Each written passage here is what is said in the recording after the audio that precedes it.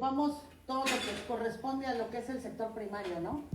Tenemos, por ejemplo, productores agropecuarios, que son pieza clave en los objetivos de desarrollo sostenible.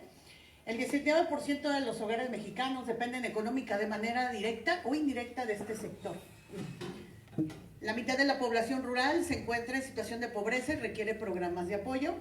También estamos hablando de algunas cifras, por ejemplo, el 4% del valor de las exportaciones del país depende de este tipo de procesos de productos, ¿no? El sector es clave en estrategias para mitigar el cambio climático y preservar el medio ambiente.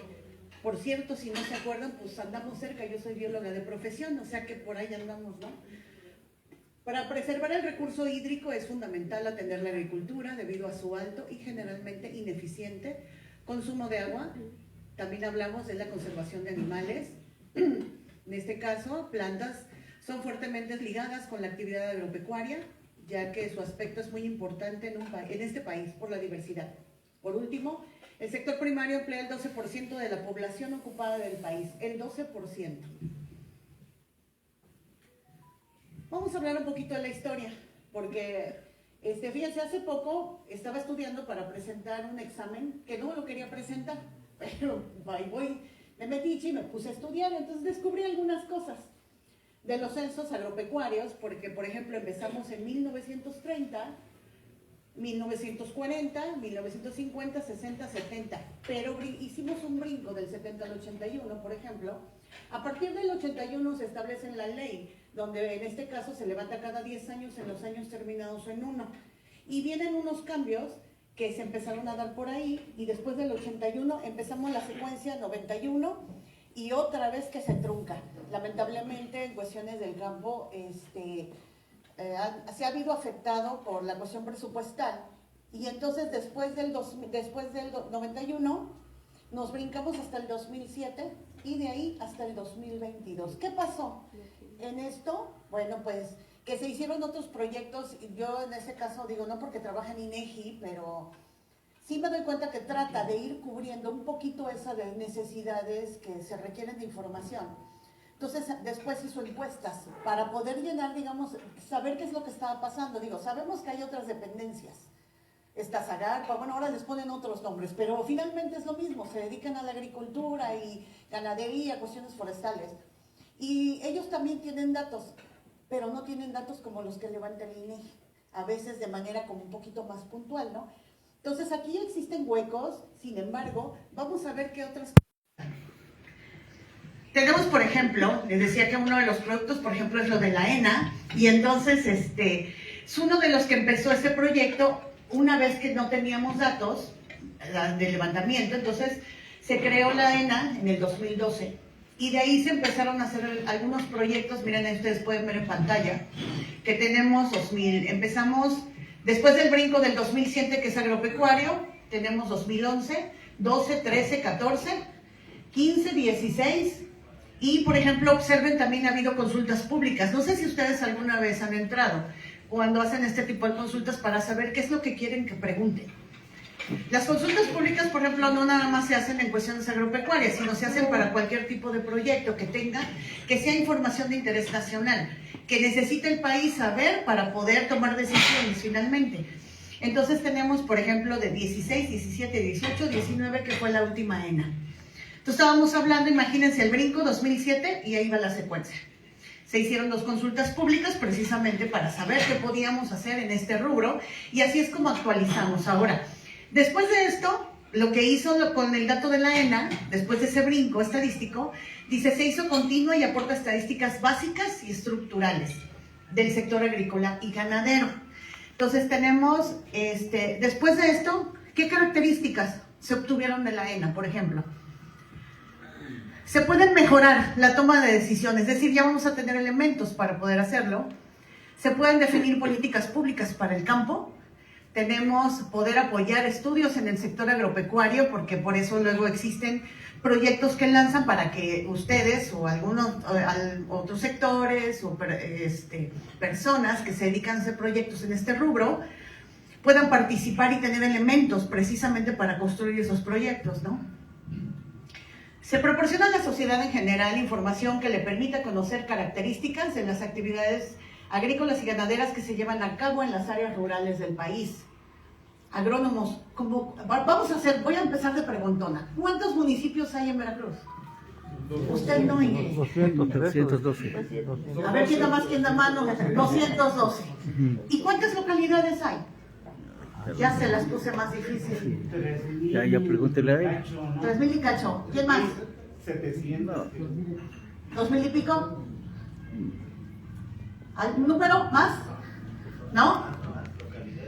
Ya los puse a sufrir, ¿verdad? Yo les dije que soy preguntona.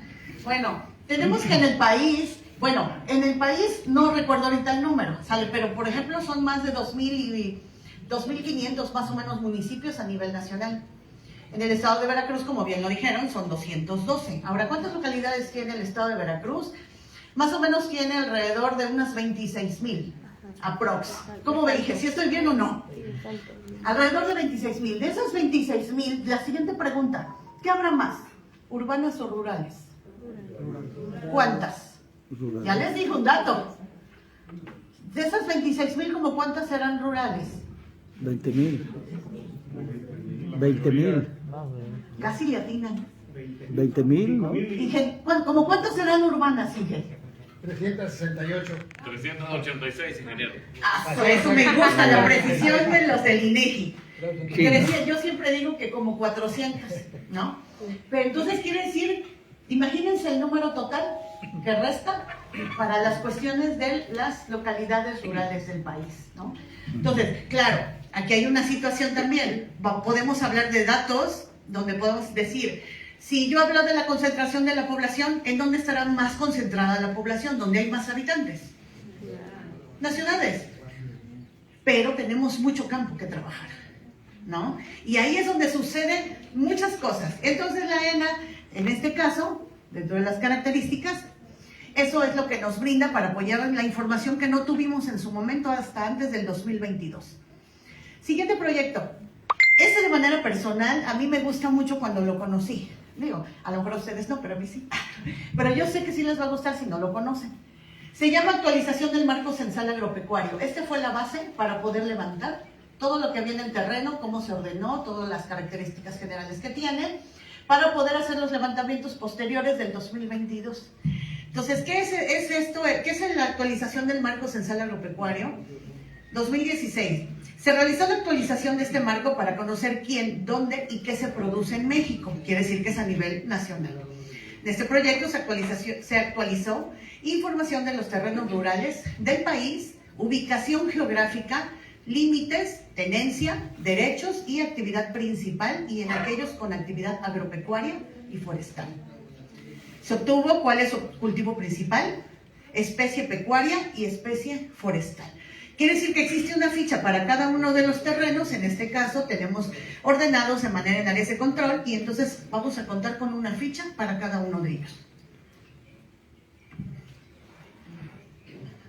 Este marco censal agropecuario nos va a brindar diferentes resultados. Por ejemplo, tenemos un mosaico completo de los terrenos rurales del país y sus productores con las características de cada terreno. Esto lo vamos a poder ver en una aplicación dentro del sitio que se llama Mapa Digital de México. Y el día que quieran, con todo gusto, se les puede venir a presentar. ¿Dónde y qué se produce en México? También es lo que vamos a tener. Un marco para obtener muestras de productores agrícolas, ganaderos y forestales, un inventario de terrenos, junto con el DENUE. ¿Conocen el DENUE? El DENUE es un directorio de unidades económicas, ¿sale? Todo lo que está, todas las actividades que hacemos a nivel nacional, y que son los establecimientos que conocemos, como como la farmacia, como todo lo demás, es el DENUE. Y ofrece la visión completa de las unidades económicas del país, entonces vamos ligadas una con la otra. La ubicación de toda la agricultura protegida y la ubicación de los grandes productores.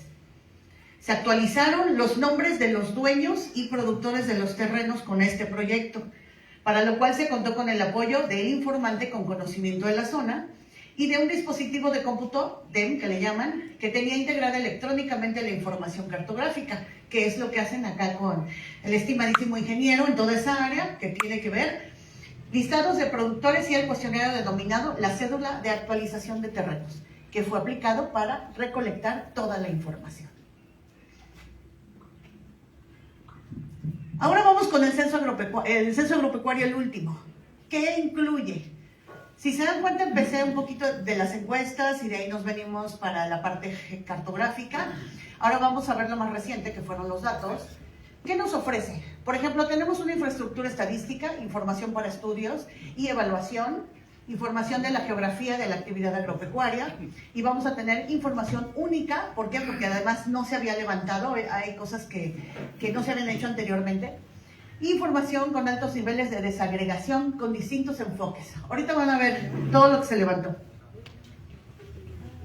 Tenemos información de acuerdo a los niveles de desagregación y los enfoques que se tomaron en cuenta para el censo agropecuario. Por tamaño de la unidad de producción, grande, mediano o pequeño productor, por tipo de tenencia, por tipo de agricultura a cielo abierto protegida, por derechos sobre los tractores, por municipio, regiones, microrregiones, etcétera, por ciclo agrícola, según destino de la producción, por fuente de financiamiento, por producto, o sea, cultivo, especie pecuaria o especie forestal, por modalidad hídrica, riego o temporal, por tipo de mano de obra, asalariados y familiares, tipo de contrato, jornaleros permanentes y por sexo, por tipo de organización, por programa de apoyo del gobierno federal, por sistemas de irrigación, por función zootécnica, calidad o edad del ganado. Es muy vasto, ¿cómo ven? Nos entretenemos ahí un rato. ¿Hay datos o no hay datos? ¿Cómo ven ustedes? Sobra. Para así Después de que no se hizo, Pero, si me permite, padre, ¿no? si me permite, Dígame, Inge. interrumpirte. En todo este tipo de información, en ningún momento se pierde la confidencialidad de la información. No se dan datos. En este terreno, el ingeniero Pino es el que vive y es el que explota. Nunca. Llevamos 140 años produciendo información estadística y jamás se ha roto esa confidencialidad.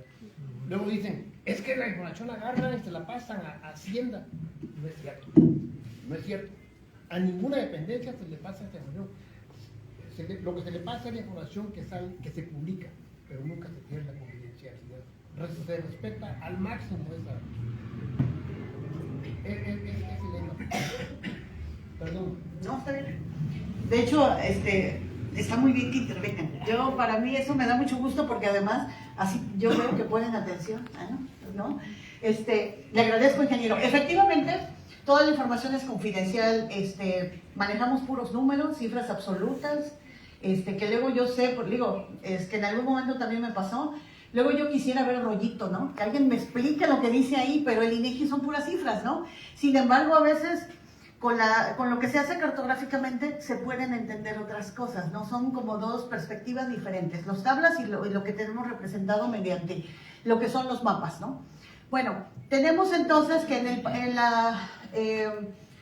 dentro de los levantamientos del censo agropecuario tenemos dos unidades de observación. Aquí voy a hablar un poquito, me voy a detener antes de entrar a cuestiones agropecuarias. Cuando nosotros vamos a hacer el censo de población y vivienda, por ejemplo, ¿quién estuvo en su casa cuando pasaron a hacer el levantamiento de las preguntas del cuestionario? ¿Se acuerdan de algunas preguntas? Sí, cuánta gente vive, desde qué tiempo vive, son propietarios, no son propietarios, todo eso. Todo eso, muy bien. El censo se levanta cada 10 años, en los años terminados en cero. ¿Sale? Y entonces, cuando nosotros vamos a preguntar cosas de ese cuestionario, vamos a las viviendas. ¿Sí? Entonces, ¿quién nos va a dar la información de las viviendas? La gente que vive ahí.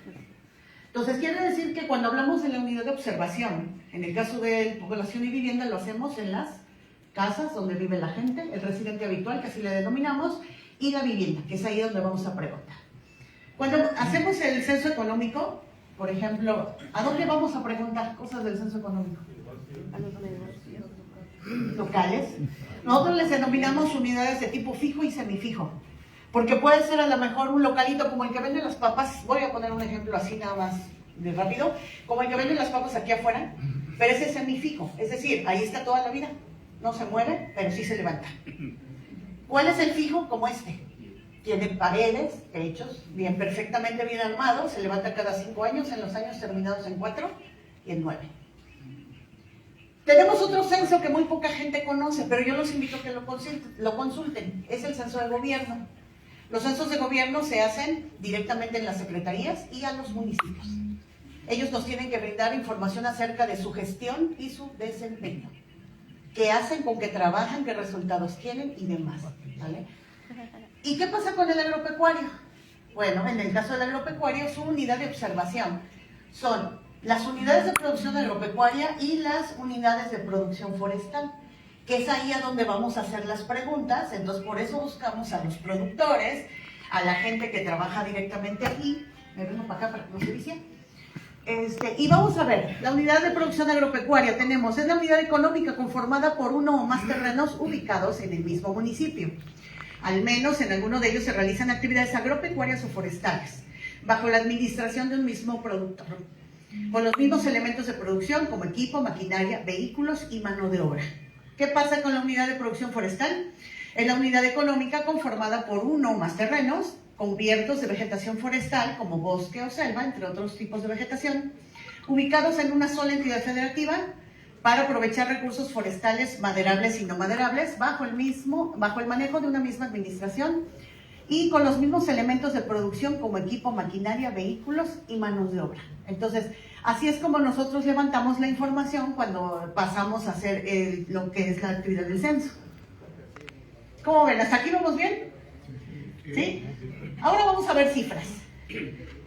Ahora se va a poner lo bueno. ¿Sale? Vamos a ver qué pasó con los resultados de estos elementos, de este censo, ¿no? ¿Qué tenemos también para disposición del usuario que ustedes pueden consultar en el sitio? Ahorita vamos a ver un poquito. Vamos a hablar, por ejemplo, del dato. Superficie rural y superficie con vocación agropecuaria y aprovechamiento forestal. En el estado tenemos, de acuerdo a este dato, superficie rural y con vocación, 7.2 millones de hectáreas.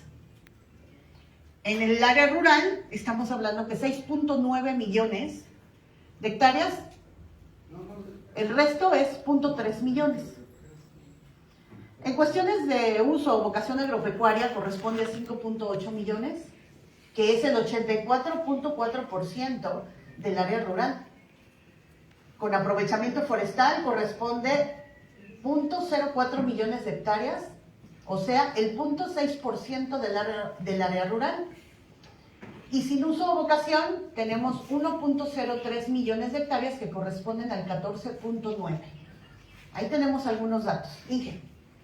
De los 7.200.000 hectáreas que tiene el estado de Veracruz, dice que el 0.3% es el resto, no es rural. Y se preguntaron, bueno, entonces, ¿qué es? Son las urbanas, son carreteras, son cuerpos de agua, son aeropuertos, toda la infraestructura, ¿vale? Fuera de lo urbano.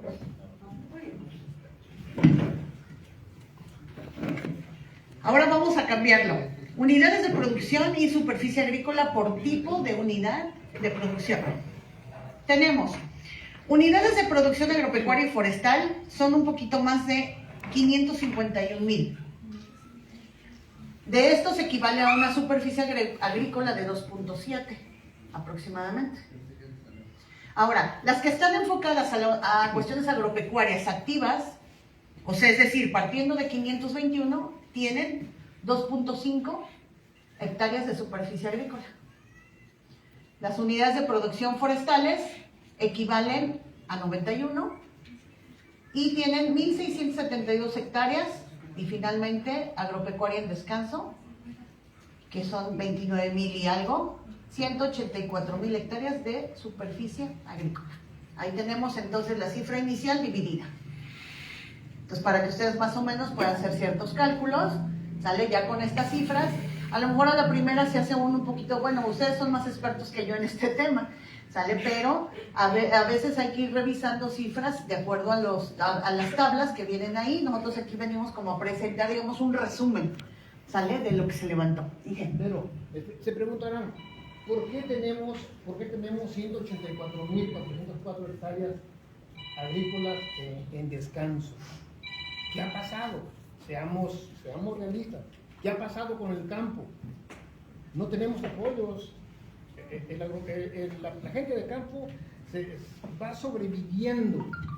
No era como antes que había proyectos y hacíamos, alguien iba, pedía un proyecto de Zagarpa, no sé dónde, pedía, y llegaba el apoyo de 3 millones, 2 millones, no sé de lo que haya pedido, y había movimiento en el campo.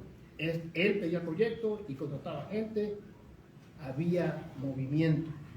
Ahora no lo hay. ¿Qué hago con eso? Pues la tierra no produce, ahí está, 184.404 hectáreas que están sin aprovecharse. Eso es lamentable, es muy lamentable para el campo. Sí, Richard. Yo quería hacer una pregunta, si me permiten. Dentro de esas se establecen, me supongo, aquellas que se abandonan porque la gente en edad productiva viaja a los Estados Unidos, al sueño americano. Sí. Y es uno de los problemas también del campo que está envejeciendo. Hay zonas, tan solo aquí en Veracruz, muy cerquita, donde la responsabilidad del campo, del sector, recae en niños y mujeres. La gente ya mayor. Mencionas algo bien grande. Está envejeciendo. El 26.1 de esos productores del campo tienen arriba de 65 y más años. El campo se hizo viejo. ¿Qué pasa? Pues es que ahora recibo mi beneficio de parte del gobierno federal y pues ya no trabajo. A mí me llega mi poquito, pero me llega y dejo la tierra. En lugar de ser una ayuda, creo que nos está perjudicando. Ahí a veces chocamos con la verdad. Pues yo no coincido mucho con esa idea porque finalmente la gente que se va de las zonas rurales se va a los jóvenes, la mano de obra, se va a la gente que trabaja el campo. Claro. Quizás por falta de oportunidades, como luego dices, pero no siempre es así. La gente, cierto, está envejeciendo, pero se va a los jóvenes o se mueve de ciudad porque se casaron o tienen familia y necesitan trabajar y dejan el campo, precisamente porque son terrenos de temporal o que realmente son improductivos. Entonces hay hay terrenos donde la gente ya ni va. Totalmente de acuerdo. Vamos a ver, fíjense bien, ya. Ahorita que estamos hablando de ese tema, vamos a ver unas cifras más adelante para que veamos cómo están las personas que ahora actualmente están. O sea, quiénes son las personas que trabajan en el campo y quiénes lo trabajaban cuando se levantaron datos anteriores. Ahí es donde se da el dato comparativo. Vamos a hablar de cultivos, principales cultivos, anuales y perennes. Producción y superficie sembrada. Pusimos aquí solamente los 3 más importantes, los de más altas cifras, ¿no? Por así decirlo. Tenemos, por ejemplo, el maíz, grano blanco, maíz forrajero y papa. Ahí tenemos su producción, la superficie sembrada para cualquiera de los 3. Ellos fueron ahora sí, los del top, los 3, ¿no? Y en el caso de los cultivos perennes tenemos los del top, caña de azúcar, naranja y café. ¿Sale? Entre los 3 elementos más importantes, ahí tenemos las superficies y la producción, ¿no? Que ahí está lo bueno, pues el dinero, ¿no? De todo lo que se pudo generar. ¿Cómo ven estas cifras? Agrónomos. Sí, por allá. Bueno, a mí me parece muy interesante la conferencia y las cifras que se están presentando aquí.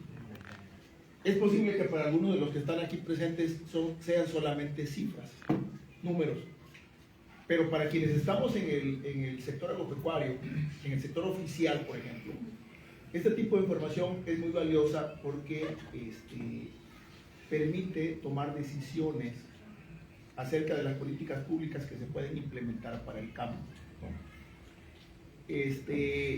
¿no? No es tan fácil, por decir, implementar un programa que se le ocurra al funcionario en turno porque él cree que le puede llevar beneficios a los actores del sector rural, llámese agricultores, por ejemplo, o productores de maíz, para poner un ejemplo más claro. Pero bueno, previo a implementar algún tipo de programa para ese sector, para ese cultivo, hay que consultar los antecedentes, las cifras, dónde están las zonas productivas. realmente hay información ahí muy valiosa a la cual se le puede sacar provecho, pues, ¿no? Entonces, a título personal yo le reconozco su presentación, la verdad es que son cifras muy importantes. Repito, para algunas otras gentes que no están en el sector, son solamente números. Pero para quienes estamos sí inmersos en el sector agropecuario, ya sea desde el sector gubernamental, de servicios, ¿no? En la asesoría técnica es muy importante. La verdad que sí, muy valiosa información. Gracias. Y de hecho, al término, yo le voy a enviar al ingeniero Montiel, o si ahí va a estar mi cuenta de correo, yo comparto la presentación. ¿Sale? Van a ver ahorita al final, le puse ahí unas ligas, gracias.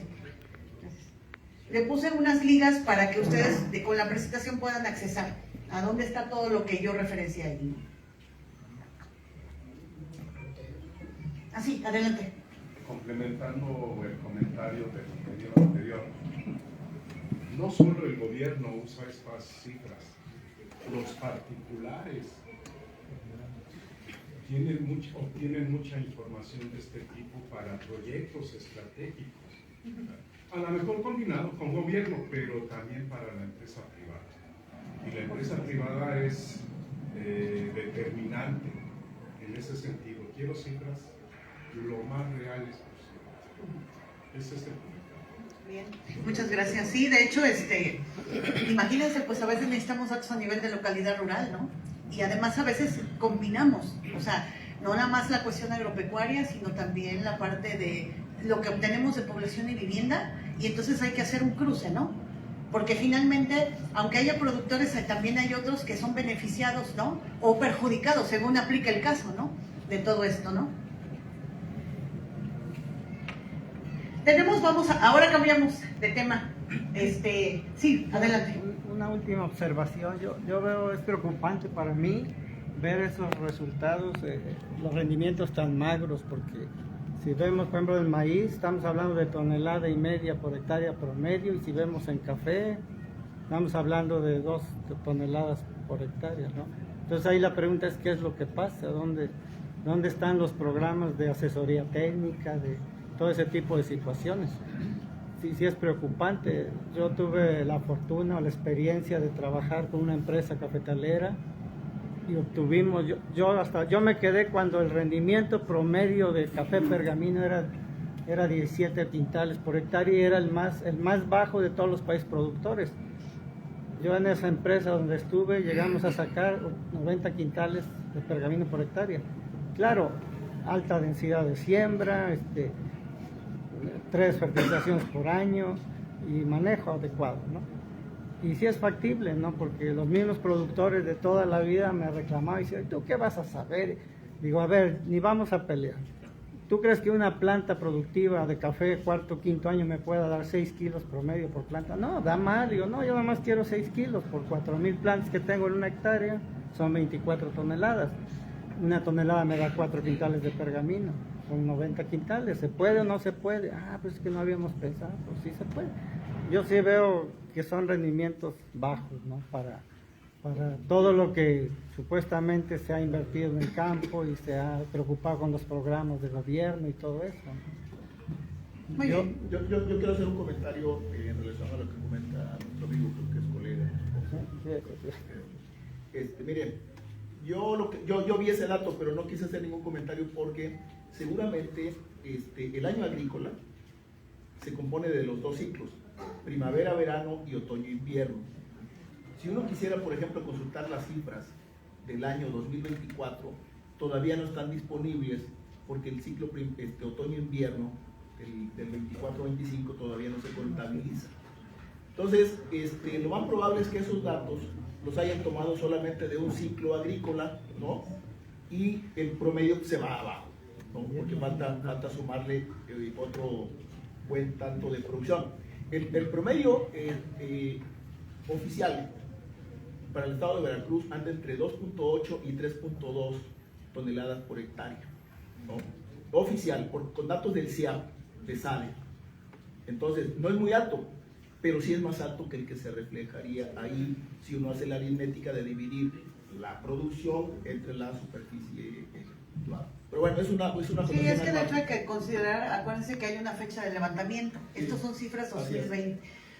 Es Censo Agropecuario 2022 y hay una fecha de levantamiento. Sí. ¿Sale? Con esa fecha, precisamente, lo que comentan, se tiene que hacer ese cálculo, ¿vale? Que es como lo que nosotros denominamos la fotografía. Claro. Ese año y en esa fecha y en esa temporada se levantó ese dato. De ahí hay que ayudarse precisamente quizás con otras dependencias que puedan tener un registro más actual y considerando también las temporadas, ¿no? Ujú. Totalmente. Correcto. Presenta acá, a ver. Sí, dígame. Bueno, la verdad es que esas cifras de superficie... Era la anterior, ¿verdad? ¿Se refieren a la anterior? Sí, sí, la anterior. De superficie sembrada de maíz, probablemente en ese año que se tomó el censo haya existido. Ahorita tenemos, yo creo que la mitad de la siembra, ¿no? Digo, esa es la verdad, tenemos que ser realistas. Y tenemos muchos problemas en todos los cultivos, precisamente por el cambio climático. Hay años que han sido demasiado secos y yo lo puedo ver porque nosotros, aparte de que yo soy productor de maíz, nos dedicamos a producir semilla de maíz y nos ha bajado el 20% de producción, incluso buscando las mejores condiciones para desarrollar el cultivo. Entonces, estamos en una posición bastante crítica y que pues, yo lamento mucho las circunstancias en las que se dan a conocer cifras alegres, ¿verdad? De que estamos bien, de que vamos logrando la soberanía alimenticia, cuando aquí ni siquiera tenemos para comer. Yo hace un año estuve en una reunión con dos embajadores, uno de El Salvador y el otro de Cuba. Extraño, Cuba pedía maíz y pedía frijol para poder llevarles. Y ellos tenían la esperanza de que Veracruz pudiera apoyar, incluso hasta mandando arroz. Y la verdad es que nosotros pasamos de sembrar 40,000 hectáreas de arroz hace unos años. El año anterior terminamos en 894 hectáreas, ¿no? Entonces, algo está pasando. Y precisamente aquí los agrónomos no hemos tomado el papel que nos corresponde, ¿verdad? Y desgraciadamente hemos dejado que políticos lleguen a las instituciones y no hemos sido capaces, ni siquiera como organización, como agrupación, de exigir un espacio o un lugar en las instituciones. Creo que esto tiene que encender las luces de alerta, porque se está desplazando también el conocimiento del profesionista que tiene que ver con el campo, ¿sí? Vemos los programas, están llenos de compañeros que son de otras profesiones, hasta algunos que son chefs, ¿verdad? Y van a dar recetas al campo. Entonces, no hemos hecho lo que nos corresponde.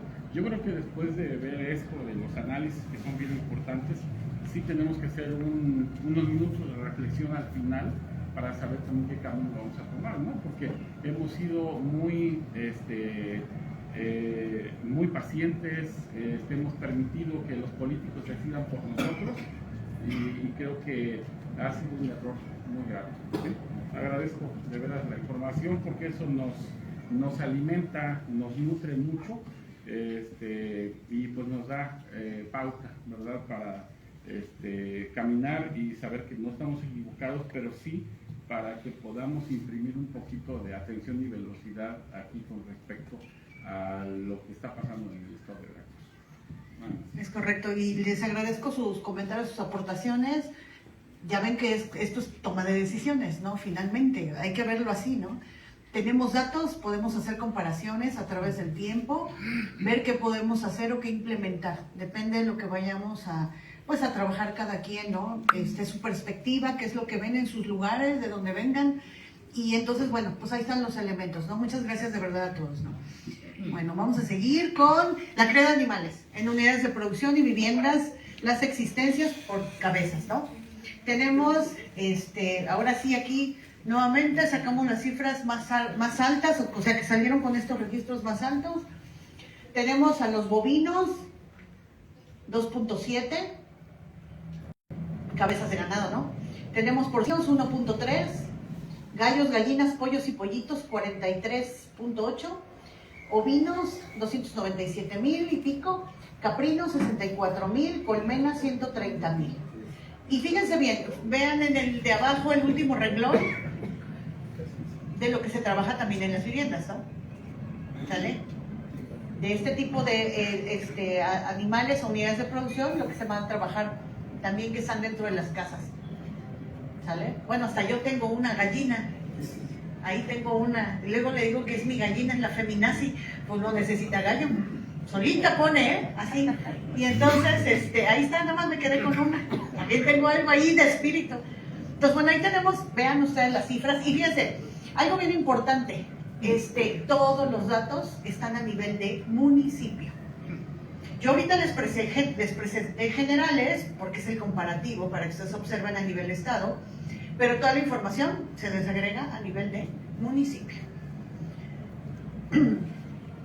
Tenemos ahora, en los últimos 15 años, las existencias de bovinos se incrementaron en un 5.3. Aquí viene una tabla comparativa, o datos, cifras comparativas.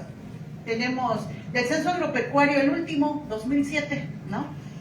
Bastantes años atrás, entonces eran 23 y algo de cabezas de ganado, y para el 2022, bueno, hubo un incremento. Teníamos, dice acá la cifra del 2007, un promedio de 20.6 cabezas por unidad de producción, mientras que para el 2022 hubo un incremento de 24.5, ¿sale? En cada unidad de producción. De las entidades con mayor incremento de estas existencias, bueno, pues aquí tenemos en el tercer lugar al estado de Veracruz. Ahí tenemos, por ejemplo, a Tabasco, que va en primer lugar, de ahí viene Durango y posteriormente Veracruz. Ahí están esas cifras. De las entidades federativas con mayor concentración de aves de corral, gallos, gallinas, pollos y pollitos, tenemos Jalisco, es la que cuenta con 102.2 millones de gallos, bueno, en este criterio, que equivalen, por ejemplo, en este caso, 522 millones de aves de corral, equivalente al 53.4% de las existencias totales. ¿Cuáles son, en este caso, algunos de los estados que caen en este porcentaje de los más altos? Pues ahí tenemos Veracruz en segundo lugar.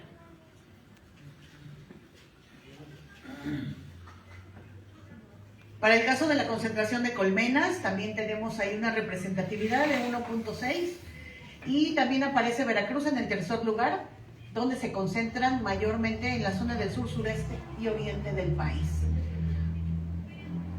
¿Qué tendrá que ver? ¿El clima? Claro. ¿Sí, no? Sí, sobre todo. Ay, me pasé, creo que una verdad. Ajá. Volumen de madera. Entramos en temas forestales, por especie. Producción en metros cúbicos, tenemos, por ejemplo, ahí entre las más importantes, el pino, el encino, oyamel, táscate o enebro y otras especies forestales de tipo maderable, ¿no?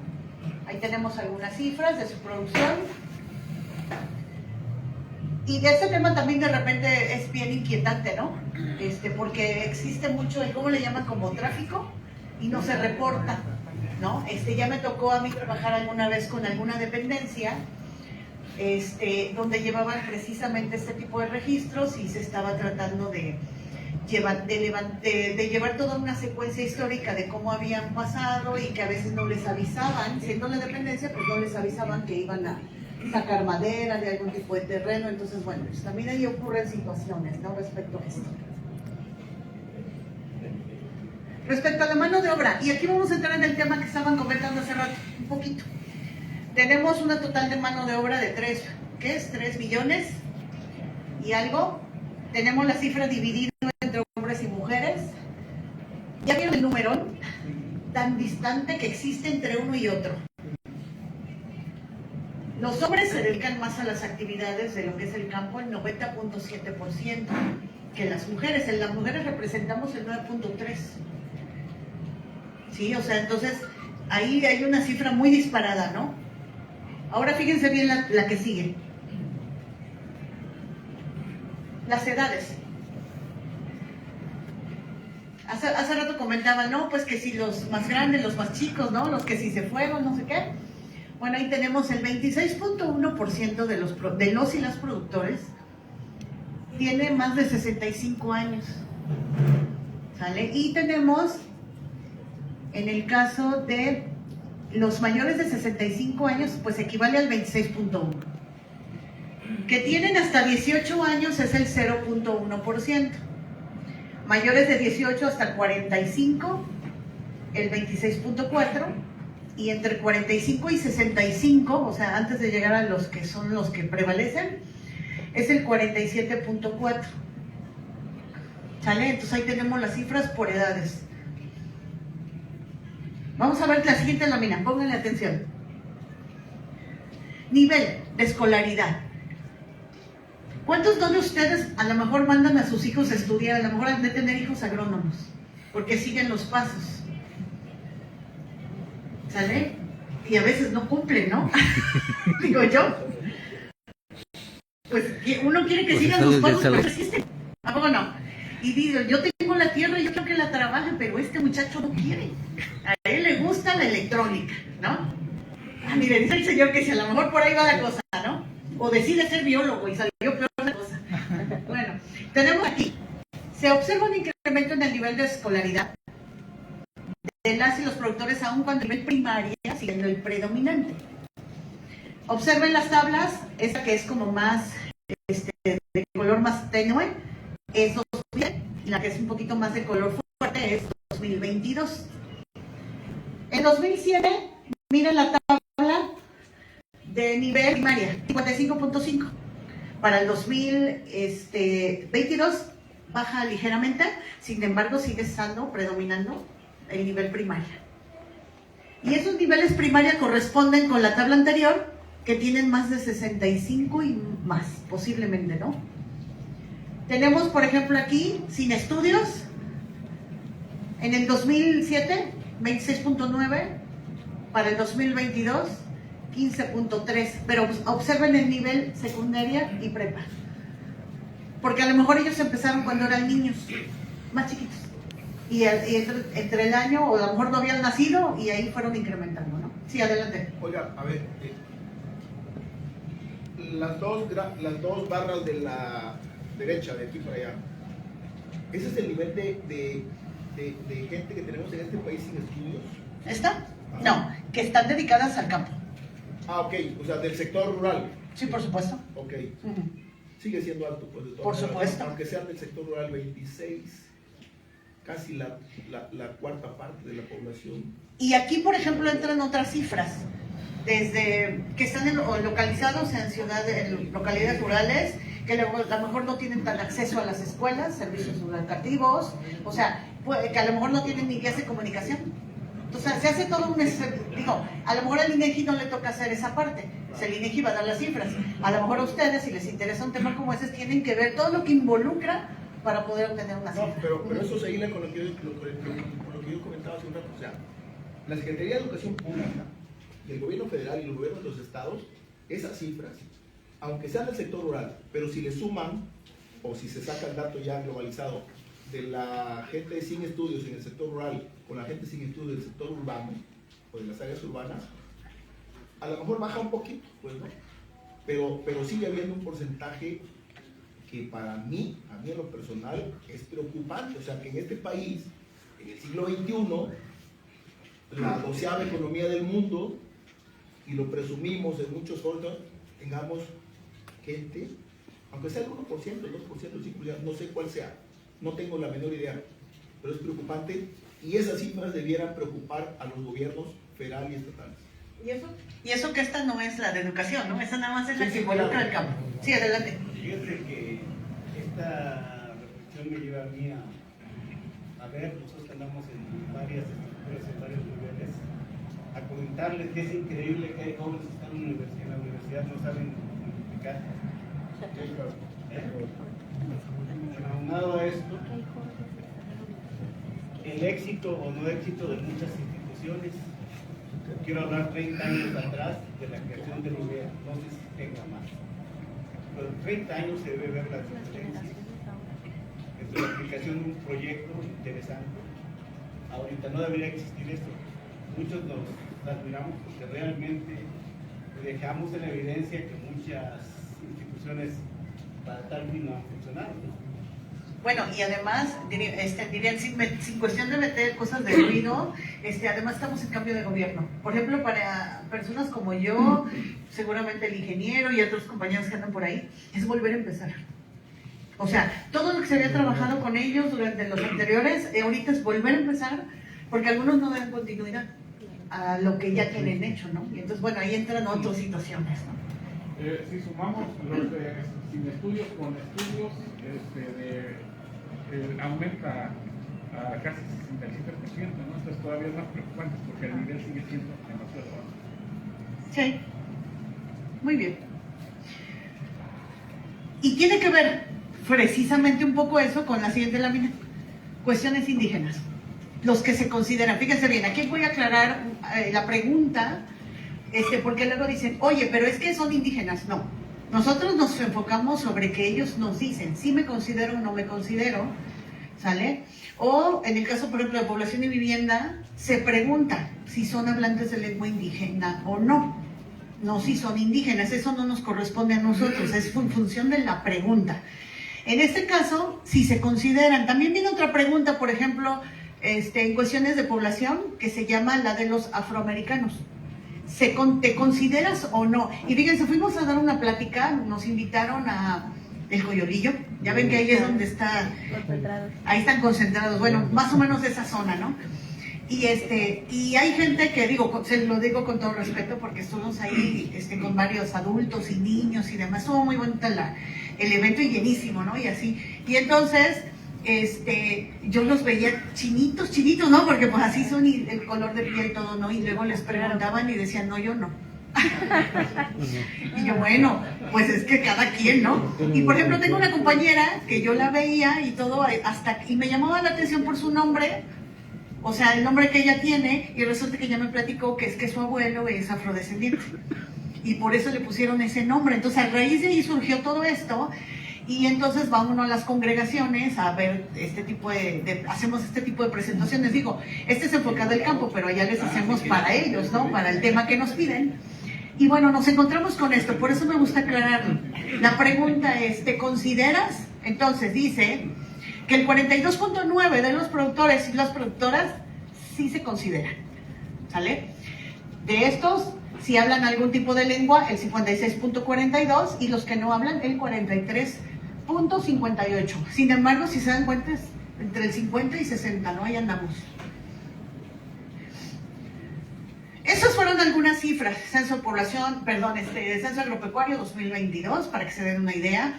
No pusimos todo lo que trae, simplemente quise tomar lo más representativo para que se dieran una idea, ¿sale? Porque sí son muchísimos tabulados, son mucha información, les digo que está a nivel de municipio, entonces es muy vasto lo que se sacó del censo.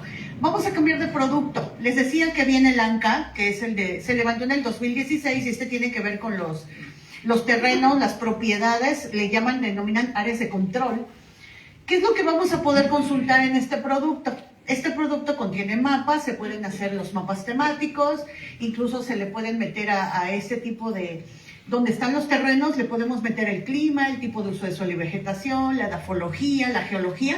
Entonces, ustedes pueden hacer un mapa en línea.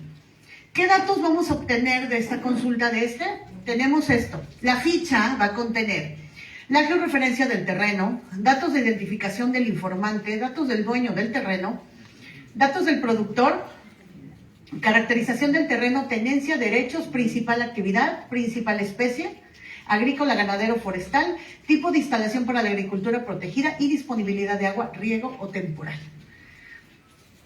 No sé si ustedes o algunos de ustedes trabajen lo que son los sistemas de información geográfica. No sé, a ver, levanten la mano, ¿quién trabaja eso? ¿Nadie? ¿Todo en sistemitas para hacer mapas? ¿Nadie? Bueno, estos archivos, por ejemplo, disponibles, ustedes pueden tener acceso a ellos ahí en la página, se descargan, si no los encuentran me dicen, ya uno les dice cómo se puede hacer, y ya viene asociada la información, o sea, viene con datos para nosotros poder hacer la aplicación en línea. Si no lo saben manejar, no tienen que ser un experto en geografía, yo siempre lo digo, no hay que ser un experto, simplemente hay que tener qué quiero y se les enseña a manejar la herramienta que es Mapa Digital y ahí pueden hacer ustedes el mapa que ustedes requieran. Entonces imagínense tener estos datos directo en un mapa, donde yo pueda ver qué está pasando, ¿no? Entonces, por ejemplo, miren, aquí está la base de datos cargada de todo el estado de Veracruz, de los 212 municipios, y entonces en el mapa me va a representar por colores, a lo mejor el tipo de cultivo, el número de hectáreas, por las cantidades y los rangos, entonces yo lo puedo ver representado de esa manera. ¿Cómo le hago después en un acercamiento? Miren, ahí están las áreas de control. Por ejemplo, aquí la área de control es esta. Y dentro de esta área de control me está diciendo que son 24 terrenos. De estos 24, 15 son de tipo agrícola, 6 de tipo forestal, 0 de otra actividad. ¿Qué dice otra actividad? 1, 0 forestal, 1 otra actividad, 2 sin actividad. Total de terrenos, dice que tienen maíz, porque aquí se le dio la indicación que me mapeara maíz, ¿sale? Y en el maíz me dice que existen 2 terrenos y el número de superficie. Yo puedo cambiarle el cultivo, que me diga de café, que me diga de, ¿cuál es el otro? De la papa, ¿sale? Y entonces me dan estas fichas para cada área de control distribuida a nivel nacional, y en este caso es la del estado de Veracruz. Vero, un paréntesis. Claro. Habla mi compañera Vero del mapa digital. ¿Es una capacitación como de 2 días? Bueno, es que hay varias versiones. Para la gente que no sabe mucho, digamos que apenas está iniciando, por lo menos yo los capacito en 2 días de 3 horas, más o menos. Y lo bueno, es gratis. No, son gratis, ¿no? Sí. Es gratis. ¿En la línea? Ya es una lista de quienes quieren. ¿En línea o presente? Presencial, Con todo. porque hay que mover. Yo lo he ofrecido muchísimas veces en las reuniones que hemos tenido. Sí, miren, Ya veo, perdón. ya ven para qué me sirve. Ajá. Miren, por ejemplo, es que yo se los voy a poner de esta manera. Hay 2 versiones de mapa digital. La versión en línea y la versión que dice el INGE es de escritorio, es decir, que se instala el software en la computadora. ¿Sale? Para la versión en línea, que es la que les estoy presentando aquí con este ejemplo del ANCA, esa, por ejemplo, se les puede enseñar hasta en 2 horas. ¿Sale? Porque se enseña a manejar en línea lo que pueden hacer, porque este sistemita es precisamente un SIG, Sistema de Información Geográfica, y ustedes les enseñamos ahí a hacer sus mapas. Pueden hasta puntear y pueden así encima y todo, y lo ligan, por ejemplo, a Google Maps, ¿no? Que esa es más tradicional que luego la gente la utilice, ¿no? Bueno, esa es una versión. La segunda versión es una donde se instala el software para que ustedes aprendan a utilizarlo. En mi caso, a mí, de manera muy personal, hace muchos años tomé la decisión, en mi área, que estoy en promoción, de ser formador de usuarios. A mí me gusta enseñarles cómo hacerlo, que aprendan desde un pequeño concepto, porque luego están en ceros, ¿no? Para que cuando ya lleguen con los expertos de geografía, ya lleguen con conocimiento. Porque si uno se los manda, la verdad, los pobres instructores batallan un montón. Nos ha tocado ver que luego mandan al de oficialía de partes, que es el que recibe los archivos, ¿no? O el oficio. Entonces, por eso yo siempre luego los invito. ¿Quieren tomar uno? Empezamos con mapa digital y de ahí seguimos con el otro, que dura 6 horas, más o menos lo tengo armado así, y les enseñamos conceptos básicos. Pero si no lo van a utilizar, la verdad no inviertan ese tiempo. Lo pueden hacer con la aplicación en línea. Y eso es más fácil. Hasta en línea lo podemos hacer. Se puede hacer una videollamada por si vienen de fuera. Entonces sin problema lo podemos trabajar, porque ¿quién no a veces necesita hacer un mapa? Y no sé cómo hacerlo, y no, pues es que le tengo que pagar a fulanito. No es cierto, háganlo aquí. De aquí pueden hacer un mapa desde municipal, con climas, de grafología, súper sencillo. Oye, que quiero dibujar aunque sea un terreno que yo tengo para ver cómo está la vegetación y la grafología de la zona y todo lo demás, lo podemos hacer ahí, sin mayor complicación. Ustedes lo que necesitan, ya sea con el INGE o ya ahí van a tener mi cuenta de correo, y cualquier cosa nos ponemos de acuerdo, ¿sale? Una pregunta. Claro. Para una capacitación de ese tipo, ¿cuántos alumnos? Yo atiendo desde 1. ¿Sí? Desde 1 atiendo. Y tomamos la palabra, bueno, no puntualmente en este momento, pero lo consideramos, y en la Secretaría sí nos interesaría algunos. A nivel, no a nivel profesional, ni porque no nos dedicamos a eso. Pero sí para tener algunas herramientas puntuales, porque siempre se requiere estar haciendo algunos informes, Es algunos correcto. proyectos, algunos trabajos, entonces es importante. Esta aplicación, de hecho, es un éxito entre estudiantes. Nosotros vamos a las universidades, damos las pláticas, porque ahí prácticamente, bueno, yo he implementado ahí un pequeño taller que me piden mucho en la Facultad de Agronomía, justamente, porque ellos trabajan también en áreas rurales, ¿sí? Y tienen que hacer proyectos en áreas rurales. Entonces, ahí me inventé un pequeño tallercito, entonces ahí me invitan a una cierta materia y todo lo hacen en línea. Muchos de los chicos ya han tomado SIC, por ejemplo, que son sistemas de información geográfica, es decir, que lo instalan a la computadora y todo, ¿no? Y ya me ha pasado también muchas veces que a pesar de eso me dicen, no, es que esto no lo sabía, porque aquí lo solucionan de manera rápida. ¿Por qué? Porque trae cargada toda la información que se pueda geográfica del INEGI base. ¿Sí? Entonces ya hay una base geográfica, viene precargada y además viene proyectos como el del AMCA que los pueden relacionar justamente a esa cartografía. Entonces, con todo gusto, mándame un correo. Yo no ni siquiera necesito oficio. Okay. Yo solamente conmigo agendan, lo armamos y vemos qué es lo que quiere y ya estipulamos el tiempo. Ya sea que sea presencial, bueno, que presencial que sean dentro de esta zona, porque todavía no tengo tantos recursos. O si son fuera, que sea por videollamada. Y lo podemos hacer así. Lo que sí es importante es internet, que tienen que tener internet a fuerza. Gracias. Si no, no se puede. Lo consideramos con todo gusto, gracias. Por supuesto. Y miren, ya estoy por terminar. Les decía que les traje aquí los enlaces de consulta de los productos que vimos en esta presentación. Que miren ya cuánto tiempo llevamos, pero estamos bien, ¿no? Una hora, ¿no? ¿Cómo ven?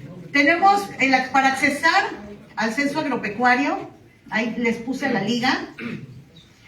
Para accesar a la actualización del marco censal agropecuario y para accesar a la encuesta nacional, ¿no? Que ahí vienen todas las secuencias desde la 2012 cuando inició el proyecto hasta la 2019. ¿Sí? Hasta el 2019. Entonces, aquí la idea fue poner los enlaces de consulta para que nada más le den clic y los lleven. Pero si tienen alguna duda, ya saben que con todo gusto, yo ahí viene mi cuenta de correo y si no, el Inge tiene mi número, ahí se pueden comunicar. Tenemos, casi para finalizar ya esta presentación, podemos consultar los datos de diferentes accesos. Por ejemplo, yo luego les digo a los usuarios, yo tengo que compartir mi dolor con alguien, porque luego no sé. O sea, no sé dónde está. Tenemos tanta información muy vasta que luego yo digo, bueno, ¿y a quién le pregunto, no? Por eso digo, tengo que compartir mi dolor con alguien. ¿A quién? Pues escribo al chat del INEGI. El chat del INEGI tiene una gran ventaja, que es en vivo. O sea, no es una máquina, no es un robot, es una persona que está desde las 8 de la mañana, bueno, cambia, ¿no? Desde las 8 de la mañana hasta las 11. Entonces, lo que nosotros le querramos preguntar, ahí ustedes lo pueden hacer mediante el chat. Y tenemos otras las redes sociales. Y esta parte del chat les digo que a mí me gusta mucho, porque una vez que entramos a la conversación, nos va a pedir una cuenta de correo y al término de la conversación, si ya solucioné mis dudas o a lo mejor no me las puedo solucionar porque suele pasar, que no lo tenemos, nos mandan la conversación con links de lo que nos hayan mandado a nuestra cuenta de correo. Entonces no perdemos nada, ¿sale? Entonces todo llega ahí directamente. Por último, no me queda más que agradecerles. Quiero cerrar con esta frase que a mí me gustó. Dice, la agricultura es la primera, la más noble y la más indispensable ocupación del hombre. ¿Sale? Nosotros, como INEGI, en representación de él, les agradezco su tiempo y pues no me queda que además felicitarlos en el Día del Agrónomo. ¿Sale? Hoy 22, ¿sí no es hoy? Hoy 22 de febrero del 2025. Muchísimas gracias por su atención. Espero que les haya servido.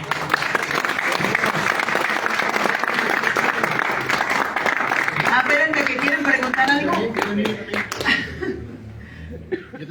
Antes de todo, bueno, mi nombre es Fausto Danza Gabriel, trabajo en el INEGI y mis felicitaciones para tu presentación. Pocas veces de lo que llevo, acudo normalmente aquí al agrónomo, a los eventos del agrónomo. Creo que es una de las mejores conferencias que se han dado. Lástima que no vino más gente. como todo, le voy a anexar un poquito de historial a esto. En el INEGI, como cuando se hace un diseño experimental, que siempre hay una parcela madre, una parcela muestra, aquí también. Entonces, la República se divide en 3 zonas y Veracruz, para el censo del 2022, se hizo una prueba que se le llama prueba piloto, que fue en el Coyolillo. Entonces, en el Coyolillo se junta de un municipio más o menos las características que sean similares o que predominen en el estado o en la zona. En ese caso sería la zona sureste,